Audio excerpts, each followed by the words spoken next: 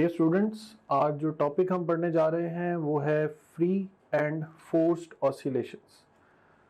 इसके कंटेंट्स हैं कि सबसे पहले हम अंडरस्टैंड करेंगे फ्री ऑसिलेशंस क्या होती हैं, फिर हम फोर्स्ड ऑसिलेशंस की बात करेंगे, फिर इन फोर्स्ड ऑसिलेशन के कॉन्सेप्ट से हम पढ़ेंगे रेजोनेंस और डैम्पिंग, फिर रेजोनेंस और डैम्पिंग के कॉम्बिनेशन से हम अंडरस्टैंड करेंगे शार्पनेस ऑफ रेजोनेंस को। So free and forced oscillations. The free and forced oscillation has a के फ्री ऑसिलेशन नेचर में वो ऑसिलेशन है जो अंडर नेचुरल फोर्सेस रुनुमा हो। फॉर एग्जांपल, अगर आप एक सिंपल पेंडुलम को मीन पोजीशन से स्लाइटली डिस्प्लेस करें तो it will start oscillating under the action of force of gravity. अब उसकी जो ऑसिलेशंस हैं, किसी आइडियल सिचुएशन में या आइडियल केस में the amplitude of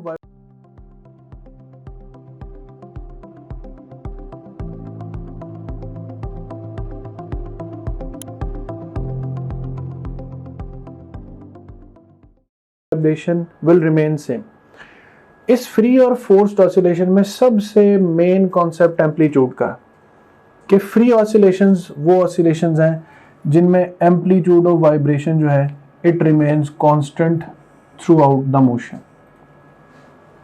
so the oscillations of a body or system with its own natural frequency and under no external influence is called free oscillations. Examples are vibrating simple pendulum when displaces from mean position, और ये graph है, इस graph को undamped motion का graph भी कहते हैं।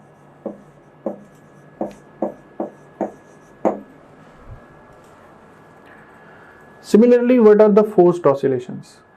ऐसी ऑसिलेशंस जिनके साथ कोई फोर्स मुसलसल इंटरेक्शन में हो।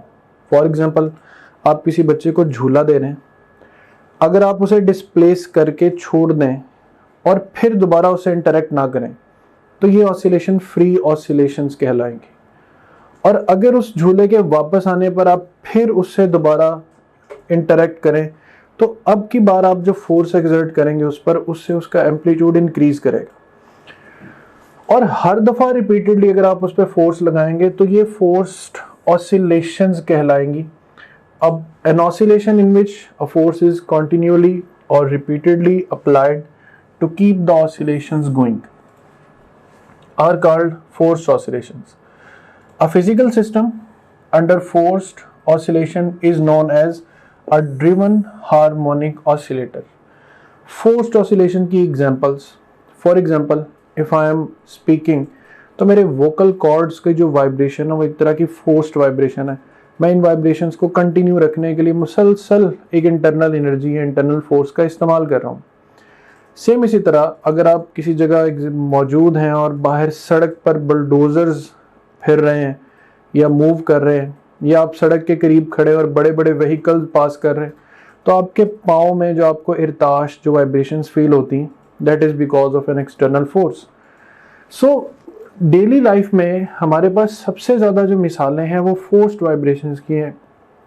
और फोर्स्ड वाइब्रेशंस में एम्पलीट्यूड इंक्रीज करने के भी केसेस हो सकते हैं और एम्पलीट्यूड डिक्रीज करने के भी।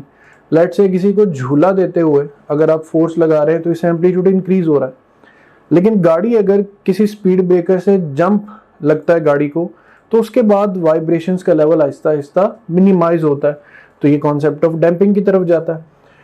तो फोर्स्ड ऑसिलेशंस, इनकी एग्जांपल्स हैं vibration of vehicle bodies and loud music produced by wooden boards of string instruments. कि स्ट्रिंग इंस्ट्रूमेंट्स सडनली पहले लाउड म्यूजिक उससे प्रोड्यूस होता है और फिर with the passage of time वो म्यूजिक जो है वो फेंट होना शुरू हो जाता है। अब फ्री और फोर्स्ड ऑसिलेशंस के आइडियाज को हम जब फर्दर इंट्रोड्यूस करें तो फोर्स्ड ऑसिलेशन की वजह से हम एक कॉन्सेप्ट पे आते हैं जिसे कहते हैं रेजोनेंस। रेजोनेंस ये है कि अगर किसी भी सिस्टम की एक्सटर्नल फ्रीक्वेंसी किसी चीज की नेचुरल फ्रीक्वेंसी से मैच कर जाए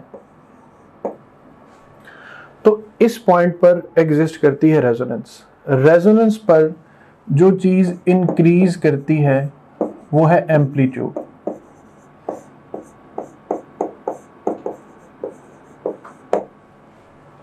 अब एम्पलीट्यूड कैसे इंक्रीज करेगा?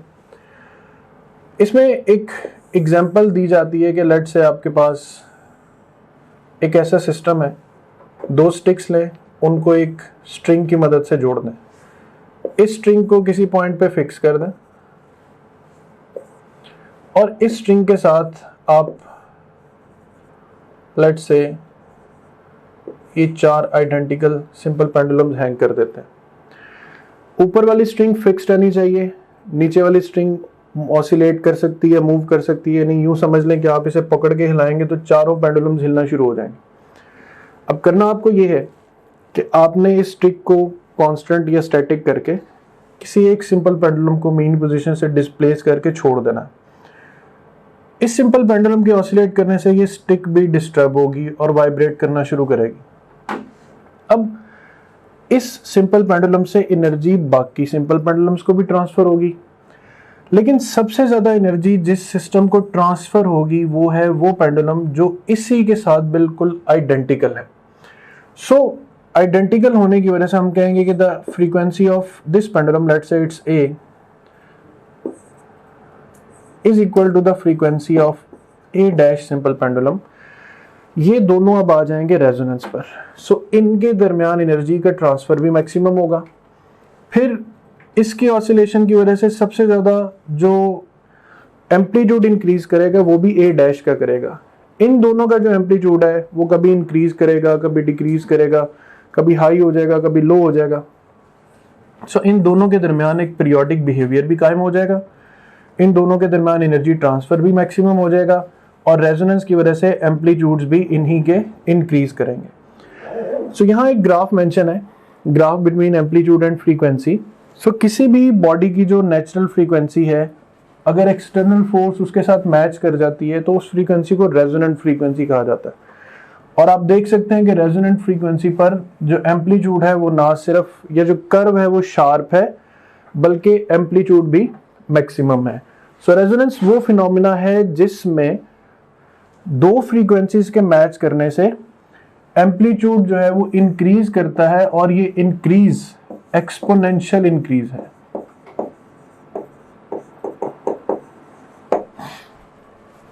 सो एक्सपोनेंशियल ग्राफ कैसा होगा? अगर आप एम्पलीट्यूड और time, let's say y is the amplitude and this is the time, so बहुत स्मॉल लेवल ऑफ वाइब्रेशन फिर एक्सपोनेंशियली इंक्रीज करता है कि एम्पलीट्यूड का लेवल आहिस्ता आहिस्ता इंक्रीज करता जा रहा है। अब इसकी एग्जांपल्स पे आए तो इलेक्ट्रिकल, एटॉमिक, मैकेनिकल, मैग्नेटिक, ये कई तरह की एग्जांपल्स हैं रेजोनेंस की। इलेक्ट्रिकल रेजोनेंस में रेडियो है, टेलीविजन है, मोबाइल्स है, माइक्रोवेव ओवन्स है। अब रेडियो ट्यूनिंग किसे कहते हैं कि एक रेडियो चैनल से सिग्नल आ रहा है और आप अपने रेडियो चैनल्स पर नॉब घुमाते हैं या डिजिट्स को चेंज करते हैं। जब आपके रेडियो की प्रोड्यूस करने वाली फ्रीक्वेंसी किसी एक्सटर्नल फ्रीक्वेंसी से मैच करती है तो that's the tuning. So electrical tuning में या यहाँ पर ये जितनी भी चीज़ें लिखी हैं, यहाँ पर एक फॉर्मूला यूज हो रहा है FR 1/2 पाई √LC। आप इसे इलेक्ट्रोमैग्नेटिक वेव्स या ऑल्टरनेटिंग करंट सर्किट्स में भी पढ़ते हैं। तो ये रेजोनेंट फ्रीक्वेंसी का वो फॉर्मूला जो रेडियो को ट्यून करता है, टेलीविजन ट्यून करता है, तो आप चैनल देख सकते हैं। मोबाइल फ़ोन पे मुसलसल जब भी आप कॉल्स मिलाते हैं या कॉल्स आप सुनते हैं या मैसेजेस भेजते या रिसीव करते हैं, that is because of resonant frequency. Microwave oven, अब माइक्रोवेव ओवन जिस बेस पे काम करता है वो ये कि माइक्रोवेव्स की फ्रीक्वेंसी होती है 2450 hertz, it's megahertz, 2450 megahertz and it's wavelength is 12 centimetre.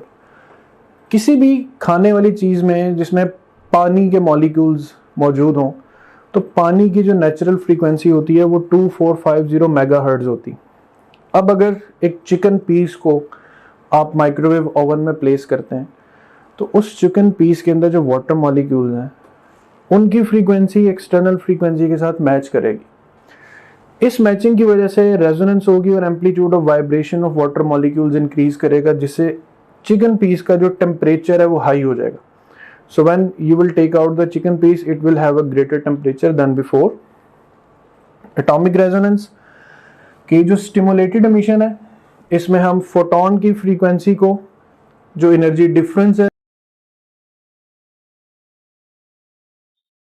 जैसे ही आप अपनी topgrade.pk की ब्राउजर ऐप में लॉगिन होंगे, आपको ये हमारा होम पेज नजर आएगा।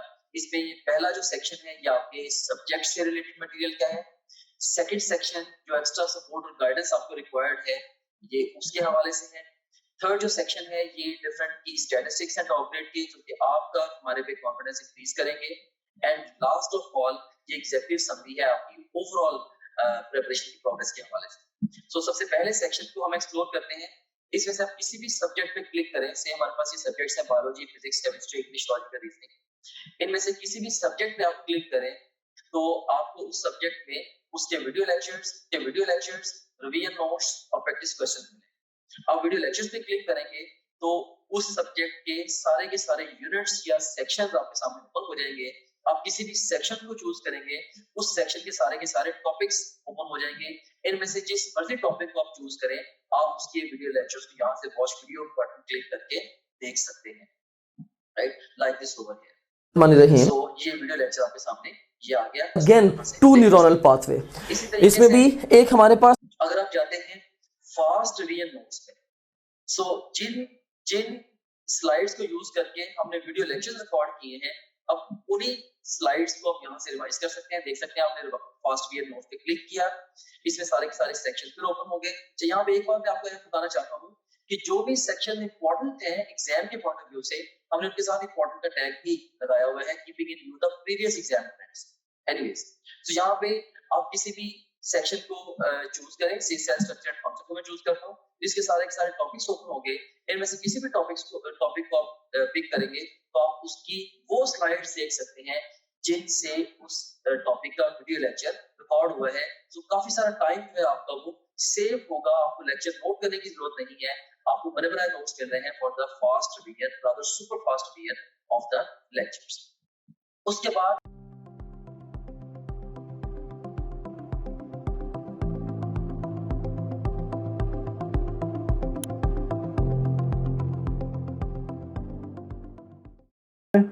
उसके साथ मैच करते हैं और फिर हमें स्टिमुलेटेड इमिशन हासिल होता है, जिससे हम एक कन्फाइंड बीम, एक यूनिफॉर्म बीम ऑफ लाइट जो है वो हासिल करते हैं।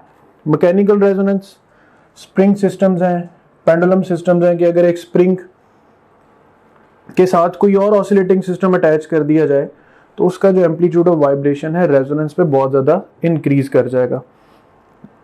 मैग्नेटिक रेजोनेंस इमेजिंग है कि ब्रेन के अंदर जो प्रोटॉन्स मौजूद हैं उनके मोशन के साथ रेडियो वेव्स जो हैं वो सिंक्रोनाइज करवाई जाती हैं, उनकी फ्रीक्वेंसीज जो है वो इक्वल की जाती हैं ताकि प्रोटॉन्स जो है ब्रेन के अंदर वो मैक्सिमम वाइब्रेशंस प्रोड्यूस कर सकें और जो रेडियो वेव्स हैं वो प्रोड्यूस कर सकें जो आगे जाकर पेशेंट के ब्रेन इमेजेस को क्लियरली डिपिक्ट कर सकें। इसके बाद आता है concept of damping. Damping is a process whereby energy is dissipated in the oscillating system। ऐसा सिस्टम जिसमें एनर्जी बहुत सडनली डिक्रीज करे and drops down to zero, it is the reverse process of resonance.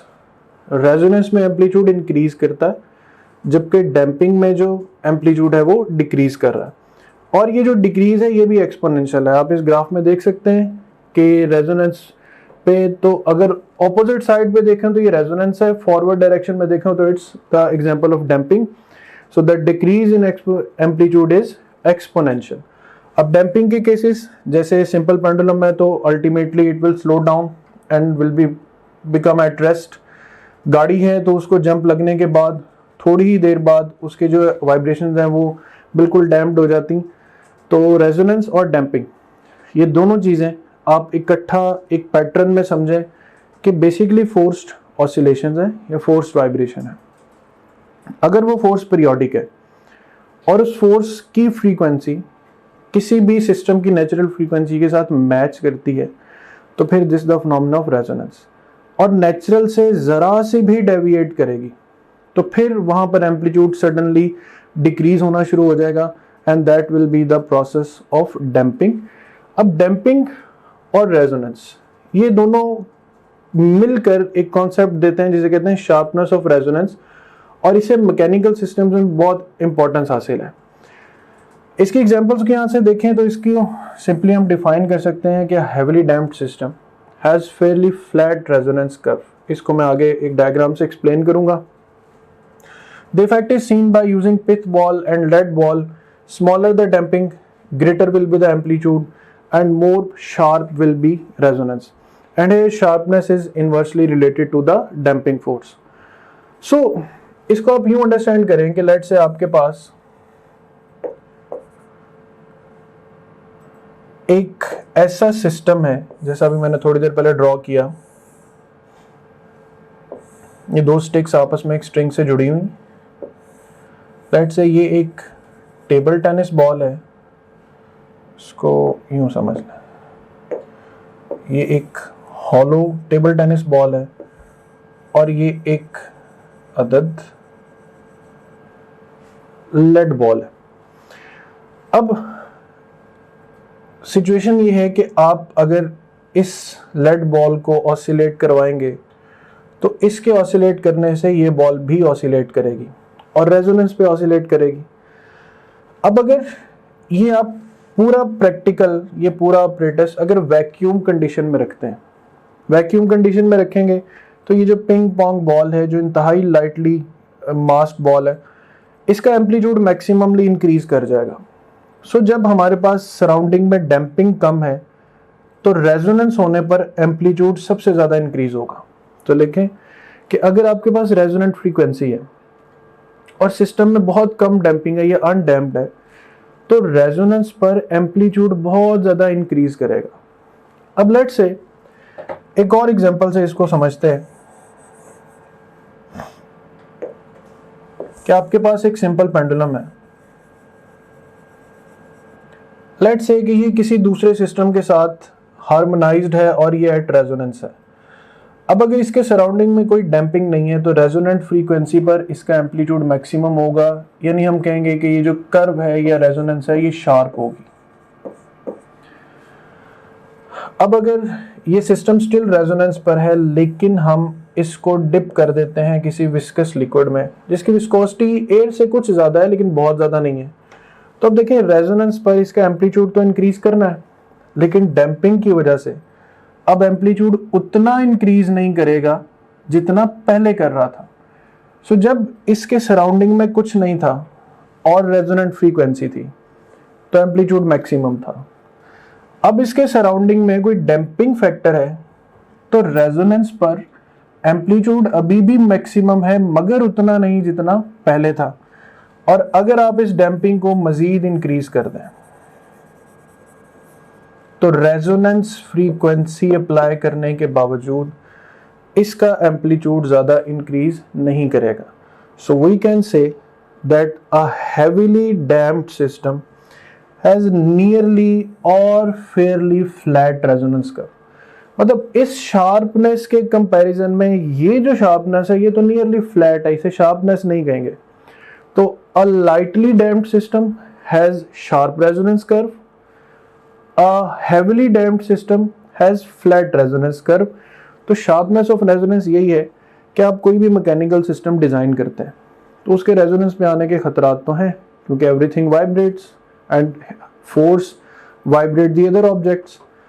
लेकिन कोई भी system जिसके vibrate करने का खतरा है और वाइब्रेशन के बाद उसके टूटने के इम्कान आता है या ख़राब होने के इम्कान आता है तो फिर आपको उसमें डैम्पिंग फैक्टर्स ऐड करने चाहिए ताकि अगर रेजोनेंस पर वो सिस्टम आ भी जाए तो उसका एम्पलीट्यूड उतना इंक्रीज ना कर सके जितना वो कर सकता है। अब ये जो कहानी है डैम्पिंग और रेजोनेंस के यूज़ की, कि डैम्पिंग बढ़ाते जाएंगे तो रेजोनेंस का असर कम होता जाएगा।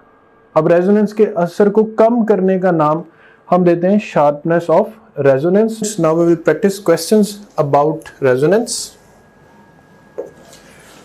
The first question is this, which diagram shows the variation with time of the displacement y of an object that is undergoing a lightly damped oscillations। अब lightly damped oscillations पे यहाँ पर जो राइट ऑप्शन है वो option delta है, और वो ऑप्शन डेल्टा किस लिए कि एक तो बहुत ग्रेजुअल डिक्रीज है एम्पलीट्यूड में और लाइटली डैम्प्ड सिस्टम को ये कर्व जो है वो ओबे करती। जबकि हम ऑप्शन अल्फा में देखें तो दोनों पीक्स ऑलमोस्ट सेम हाइट पर है। इसका मतलब है कि एम्पलीट्यूड जो है वो डिक्रीज नहीं किया और उसके बाद यहाँ पे डिक्रीज शो किया गया। जबकि डैम्प्ड सिस्टम में क्या होगा कि right from the beginning the amplitude of the curve will start decreasing. So here option delta is the fit best option.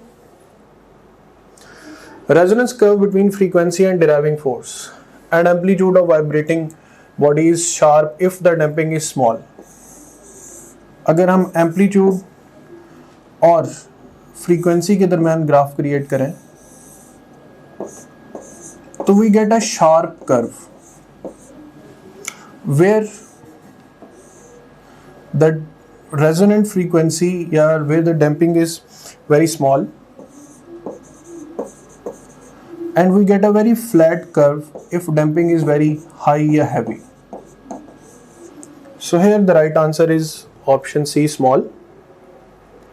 Examples of resonance: swing, mechanical resonance, microwave mechanical resonance, electrical resonance, radio tuning electrical resonance. So all of these are the best examples of resonance. A heavily damped system has fairly flat. A lightly अगर यहाँ पर लिखा हो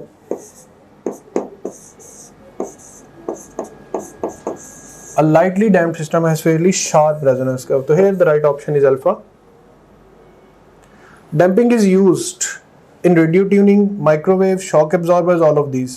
Shock absorber is actually the practical application of damping factor. गाड़ियों के tyres में या bicycle tyres में जो shock absorbers fitted होते हैं, these are the examples of damping. So option C is the right option.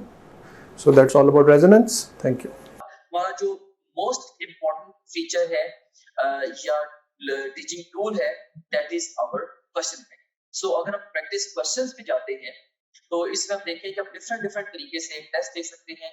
सो आप जैसे मर्जी माइंड में डिफाइन कर लें कि आपने किसी एक टॉपिक का टेस्ट देना है या एक चैप्टर का, एक यूनिट का, क्वार्टर सिलेबस का, हाफ सिलेबस का, फुल सिलेबस का, जो मर्जी सिलेबस आप डिफाइन कर लें, उस डिफाइंड सिलेबस में से 20 तरीकों से आप टेस्ट दे सकते हैं। कैसे? जैसे जो भी सिलेबस आपके माइंड में डिफाइंड है, आप चाहें तो उस सिलेबस के हमारे पास जो अवेलेबल ऑल क्वेश्चन उनका टेस्ट दे सकते हैं, या जो आपने टॉपलेट.टीके पे प्रैक्टिस करते रहे हैं तो आप चाहते हैं कि आपने दोबारा may be second third time आप टेस्ट दे रहे हैं, आप चाहते हैं कि मेरे पास सिर्फ और सिर्फ उस सिलेबस के अनसीन क्वेश्चन का टेस्ट आए, आप वो भी दे सकते हैं। इसके अलावा इनकरेक्ट क्वेश्चन के टेस्ट देते हुए जो सवाल आपके गलत हुए थे, आप उन गलत सवालों का टेस्ट अलग से क्रिएट कर सकते हैं। से अगर आपने फिजिक्स के 20 टेस्ट दिए हैं, उनमें से आपका कोई मे बी आपके कोई 30 क्वेश्चन रॉन्ग हुए थे, उन 30 रॉन्ग क्वेश्चन का इकट्ठा टेस्ट भी आप क्रिएट कर सकते हैं। और इसी तरीके से जो जिन क्वेश्चन को आपने टेस्ट के दौरान बुकमार्क किया है उनका टेस्ट कॉल कर सकते हैं, जो टेस्ट आपने अटेम्प्ट किए थे क्वेश्चन उनका टेस्ट कॉल कर सकते हैं, अनअटेम्प्टेड का, और इवन यानी कि टेस्ट देते हुए आपने जिनको अटेम्प्ट किया था और टेस्ट देते हुए जिनको आपने अटेम्प्ट नहीं किया था, ये अनसीन से डिफरेंट है। अनसीन का तो मतलब ये है कि वो टेस्ट में कभी आए नहीं आप। इसके अलावा आप देख सकते हैं कि इवन पास्ट क्वेश्चन का बहुत बड़ा पूल यहाँ पे मौजूद है। अगर हम गौर करें, देखेंगे ई कैट के, नम्स के, NMD CAT, AKU, MD CAT, Punjab के और ईटा के के ये इवन जो पीएमसी के जो सैंपल पेपर्स हैं उनके टॉपिक वाइज पास्ट क्वेश्चन देखिए यहाँ पे मौजूद है ओवरऑल। अब किसी भी टैब पे क्लिक करें, सारे के सारे एक्चुअल पास्ट क्वेश्चन है वो आ जाएंगे। ऑफ कोर्स ये सारे के सारा बड़ा इंपॉर्टेंट टूल है जो कि पूरे पाकिस्तान से बड़े मेन एग्जामिनर्स ने, बड़े सीनियर एग्जामिनर्स ने ये डेवलप किया होगा।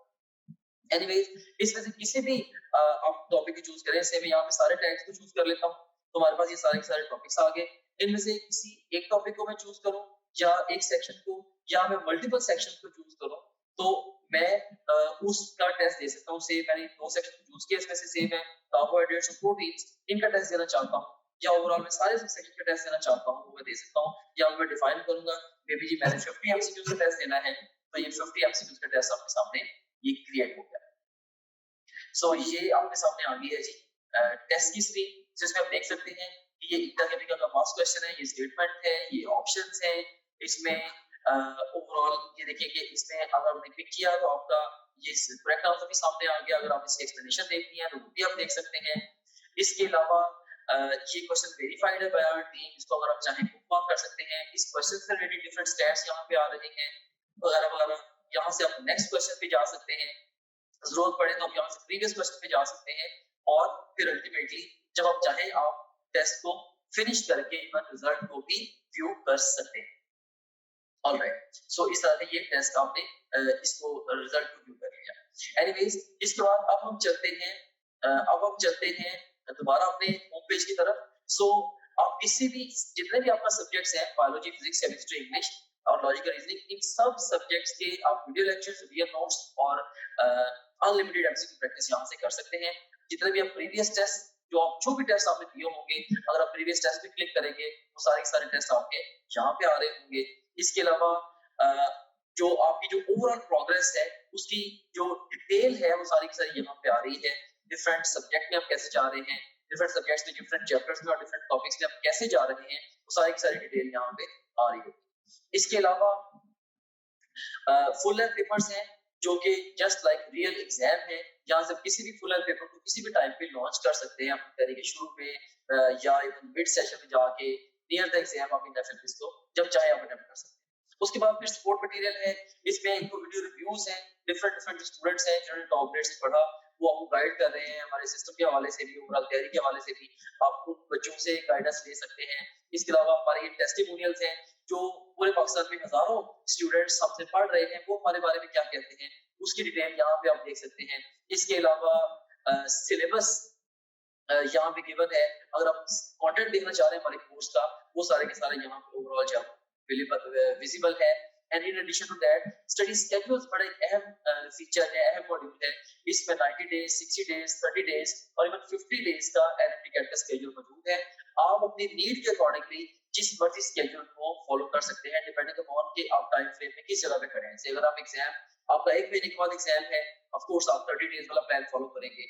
अगर आपके एग्जाम में 2 हफ्ते रहते हैं तो आप 15 दिन वाला प्लान फॉलो करेंगे एंड सो ऑन। सो इसमें हमने आपको ये बताया है स्केड्यूल्स के अंदर ये गाइड किया है कि आपने गिवन टाइम को बेस्ट यूटिलाइज कैसे करना है। फिर इसके अलावा डाउनलोड्स का सेगमेंट है, जो भी डिफरेंट इंपॉर्टेंट कंटेंट है आपसे रिलेटेड वो सारे के सारे आपको डाउनलोड्स में मिल जाता है। और इसके अलावा गाइडेंस वीडियोस काफी सारी इसके अंदर पड़ी हुई हैं जो कि मैंने खुद रिकॉर्ड करके इसके अंदर डाली है। इसमें बहुत सारे हवालों से जनरल गाइडेंस आप इन वीडियो से ले सकते हैं। सो ये था हमारे पास ये हमारे पास गाइडेंस वीडियोस का ये सेगमेंट था। Okay, so this was